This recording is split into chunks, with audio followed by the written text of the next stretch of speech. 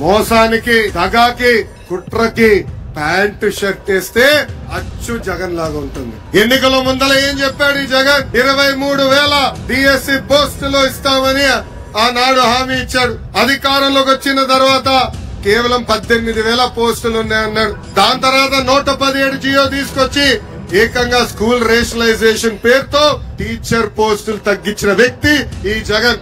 ఇప్పుడు కరెక్ట్ గా ఎన్నికలు వస్తున్నాయి. యువతలో యువగలం మొదలైంది.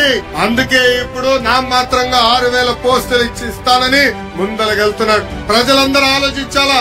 అన్న విశ్వవిఖ్యాత నట సార్వభౌమ స్వర్గీయ నందమూరి తారక రామారావు గారు కానివ్వండి, చంద్రబాబు నాయుడు గారు కానివ్వండి, ఇద్దరు కలిసి 1,70,000 టీచర్ పోస్టులు భర్తీ చేశారు. ఈ సభాముఖంగా నిరుద్యోగ యువకులకు హామీ ఇస్తున్నా, వచ్చేది మన ప్రభుత్వమే.